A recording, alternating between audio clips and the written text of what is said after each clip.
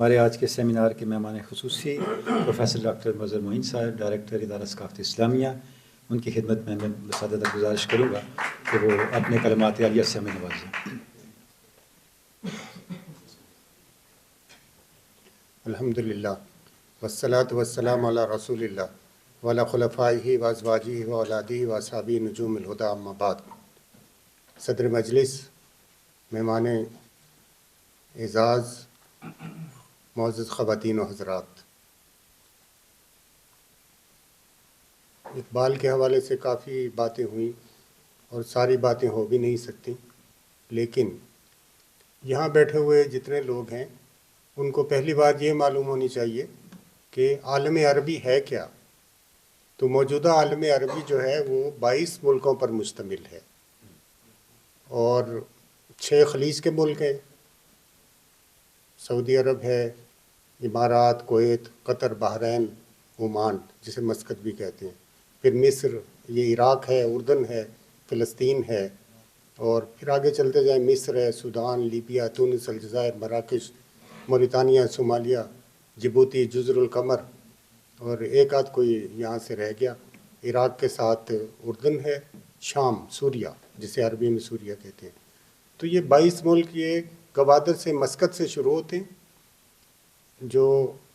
افریقہ میں شمالی افریقہ تک، حتیٰ کہ مغربی افریقہ تک جاتے ہیں۔ تو یہ 22 ملک ہیں جن کی آبادی تقریباً 40 کروڑ ہے، اور اس کے اداروں کا حساب لگائیں تو آپ پاکستان سے کوئی مقابلہ نہیں ہے جامعات کے لحاظ سے، مفکرین کے لحاظ سے۔ تو یہ پورا عالم عرب ہے، اور عالم عرب کا جو بنیادی مقصد ہے، میں تھوڑا پیچھے جاؤں گا۔ حضرت عمر رضی اللہ عنہ نے اپنی خلافت میں ایک حکم جاری کیا پورے عالم اسلام کے عمراء کو، گورنروں کو، تعلموا العربیہ فإنہا من دینکم، عربی سیکھو یہ تمہارے دین کا جزو ہے۔ تو عربی کو سرکاری غیر سرکاری سطح پہ فروغ دینے کی زیادہ کوششیں ہوئیں۔ پھر عبد الملک بن مروان اموی خلیفہ نے باقاعدہ حکم جاری کیا کہ اب عالم اسلام میں، خلافت میں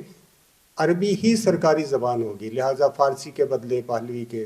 اور سریانی کے بدلے جو شام میں تھی، اور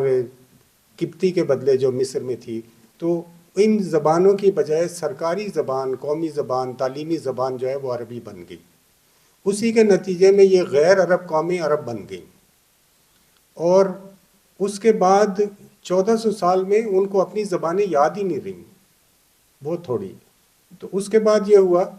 کہ جب جامعۃ الدول العربیہ بنی، عرب لیگ جسے کہتے ہیں، تو اس کے 3 بنیادی اصول تھے: رابطۃ الدم، خون کا رشتہ; رابطۃ التاریخ، تاریخ کا رشتہ; رابطۃ اللغۃ العربیۃ الفصحی، فصیح عربی زبان کا رشتہ۔ تو جو شروع سے عرب ہیں، جن کا خونی لحاظ سے، نسلی لحاظ سے ہمارے ہاں بھی بہت ہیں، اور تاریخی لحاظ سے جو عرب ہیں، اور ہم بھی ملتان تک تو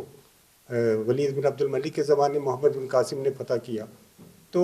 یہ خطہ جو ہے یہاں تک بھی، جس کو سندھ اور ہند کہتے تھے، بلاد السندھ کہتے تھے، جو آپ مختصر سمجھ لیں کراچی بلوچستان سے لے کے پشاور تک، یہ جو خطہ ہے دلی سے ادھر ادھر، اس کو سندھ کہتے تھے مجموعی طور پہ، اور باقی ہند تھا۔ تو اس کی ثقافت عرب وغیرہ جو بھی ہے، تو یہ جو عربی زبان کا رشتہ ہے، وہاں بھی لہجے ہیں بہت سارے۔ ابھی مصر کی بات ہو رہی تھی، دارجہ مصری لہجہ جو ہے اس میں کو زیادہ سمجھتے ہیں ڈرامہ وغیرہ کی وجہ سے، لیکن جو فصیح عربی زبان کا رشتہ ہے اس نے عربوں کو ایک قوم بنا کے رکھا ہے، اور اس کی بنیاد وہی قرآن، حدیث، شعر جاہلی، ادب جاہلی وہ ہیں۔ تو لیکن میں آپ کو بتاؤں کہ ایک اور زبان بھی ہے، یہ خلاصہ ہے ان کی بات کا، جس کا مستقبل جو ہے وہ یقینی ہے، محفوظ ہے، اور آپ کو وہ زبان سیکھنا چاہیے، وہ ہے عربی زبان۔ اسی طرح روایہ اقبال کا ذکر آیا تو نقوش اقبال اردو ترجمہ ہے، اس میں بھی مولانا ابوالحسن ندوی جب اقبال سے ملے تو انہوں نے کہا کہ میں نے جو مسلمان حکمران ہیں ریاستوں کے، انہیں توجہ دلائی، ان میں یہ بات بھی دی کہ عربی زبان کو ترویج دی جائے، لیکن ہم مسلمان جو ہیں وہ چونکہ دور اندیش ہیں نہیں، سوچتے نہیں ہیں، تو وہ کہنے لگے کہ میری بات کسی نے نہیں سنی، اور بھی باتیں کی ہیں۔ تو پہلی بات یہ کہ عالم عرب جو ہے وہ 40 کروڑ کا 22 ملکوں پر مشتمل ہے، اور اس کے علاوہ بھی جو افریقہ ہے اور عالم اسلام ہے وہاں عربی کے علاوہ کوئی مشترکہ زبان نہیں ہے، اور اقوام متحدہ میں بھی عالم عرب، اسلام اور افریقہ کی جو مشترکہ زبان ہے وہ سرکاری زبان ہے. باقی انگریزی، فرانسیسی، چینی، روسی، اسپانوی 5 زبانیں ہیں نا، تو کل 6 زبانیں ہیں جو اقوام متحدہ کی سرکاری زبانیں ہیں. لہٰذا دینی لحاظ سے، اقبال کے لحاظ سے، اردو کے لحاظ سے اور اسلامی اور لسانی اثرات کے لحاظ سے ہمیں چاہیے کہ ہم عربی زبان کو جاننا سرکاری غیر سرکاری سطح پہ واجب سمجھیں. اور ہماری ایک نہیں 2 زبانیں ہیں، مسلمان کی عربی ہے اور ساتھ قومی یا جو بھی آپ کے یہ دونوں ہیں. تو اللہ تعالیٰ اقبال اکادمی کو بھی اس سلسلے میں بھی غور کرنے کی توفیق دے. ترجمہ اچھا تبھی ہوگا کہ جب زبان جاننے والے وافر مقدار میں ہوں گے. وانا اشکر اخیراً سیادت الدکتور محمد مختار شنقیطی لإلقاء محاضرة قيمة باللغة الإنجليزية، كان محاضرة قيمة جدا. والسلام علیکم ورحمۃ اللہ وبرکاتہ.